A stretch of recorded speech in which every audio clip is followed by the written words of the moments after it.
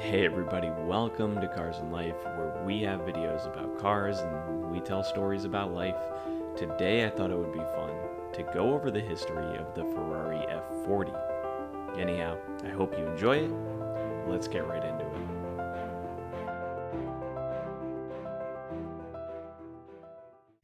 As early as 1984, Nicola Materazzi had proposed to Enzo Ferrari the idea of using the Group B 4-liter category to improve the performance of new road cars, which, with increased power, could no longer safely display their performance on the road in the hands of regular buyers. Since Enzo Ferrari no longer had control over the production of the business, Materazzi had to obtain permission from the general manager Eugenio Alzati. Permission was granted, but only at the condition that work would take place outside of the Monday to Friday work week. And thus, it would be on Saturdays where a very small team developed the GTO Evoluzione to compete in FIA Group B, the same class entered by the soon revealed Porsche 959. Now, 1985, at the Frankfurt Motor Show, Porsche unveiled the 959 to the public, and it left everyone in awe. It offered a turbocharged 6-cylinder engine, and it came with a whopping 50 extra horsepower, as well as a top speed of 10 miles per hour more than its rival at the time, which was the Ferrari 288 GTO. Porsche, now the proud owners of the fastest production car in the world, and not to mention other advancements it offered, such as 4-wheel steering and an adjustable suspension, it was very easy to see why Porsche was now the new number one. Ferrari was just not ready to take that loss, though. When the FIA brought an end to the Group B category for the 1986 season, Enzo Ferrari was left with 5 288 GTO Evoluzione development cars, and no series with which to enter them into competition. These were left for enthusiasts who might consider purchasing one, until a validation driver convinced Enzo that Materazzi could keep the base car concept alive and make it roadworthy. Enzo's desire to leave a legacy in his final sports car allowed the Evoluzione program to be further developed to produce a car exclusively for road use.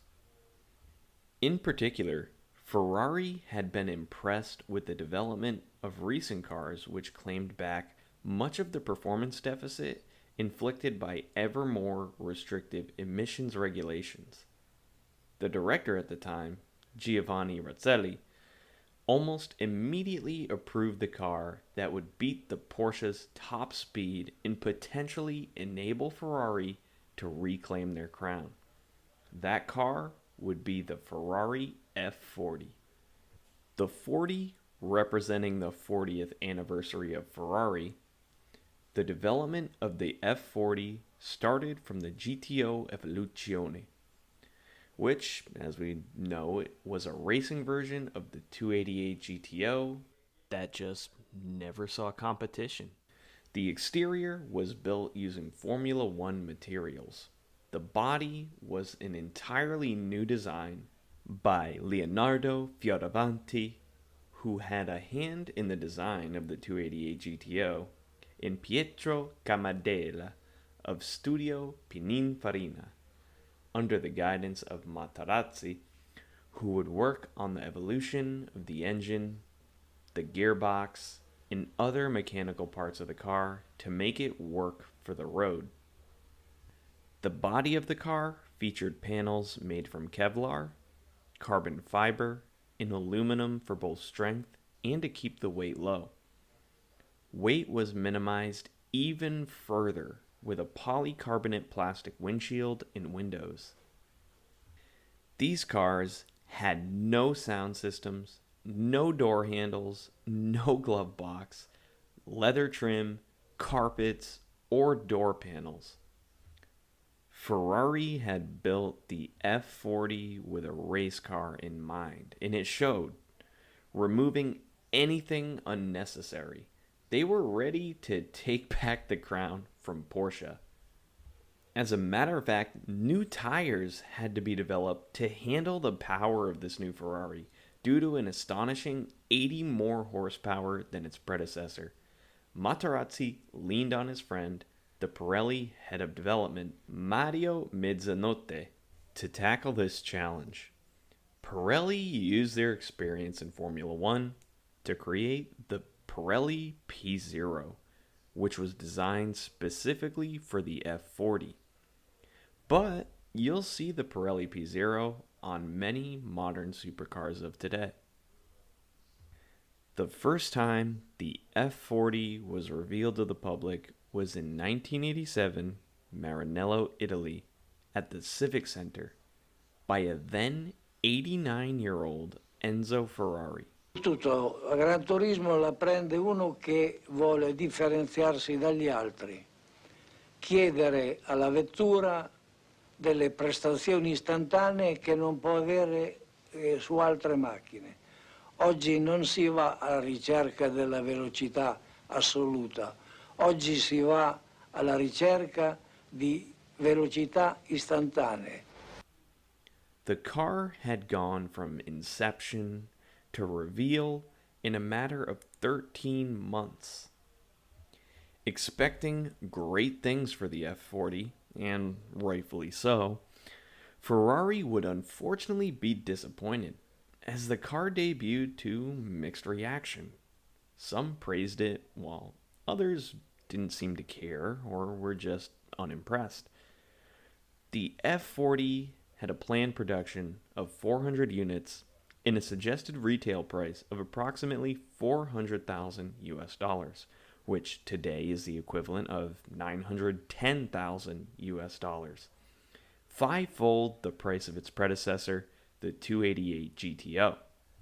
Speculators assumed it was Ferrari's attempt to cash in after seeing how much money was being spent on used 288 GTOs and for the Porsche 959. While they for sure made a great production race car for the streets, and many reviewers who took the car to a track actually attested to that, it just lacked the technology of its competition. A total of 1,315 cars were made with 213 units for the United States.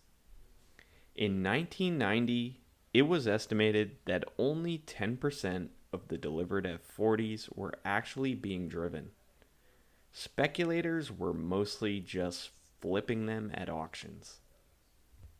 Despite all of this, the F40 was the last Ferrari approved by Enzo.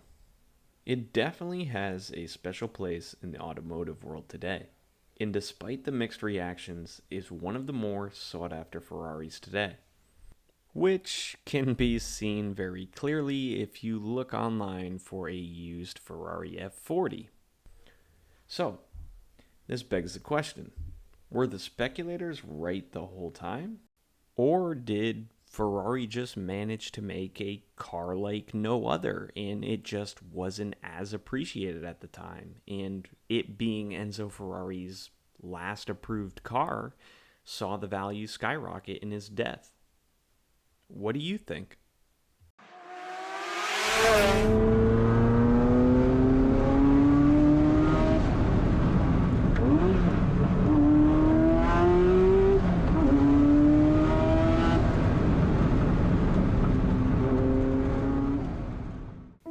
And if you didn't already, now you know the history behind the Ferrari F40. If you're new here and you're not already a subscriber, this channel covers car news and car history. And if that sounds interesting to you, there will be plenty of more content like this in the future, so please consider subscribing to help grow this community. And if you like the video, please give it a thumbs up. It means a lot. Thank you for watching, and I'll see you in the next video.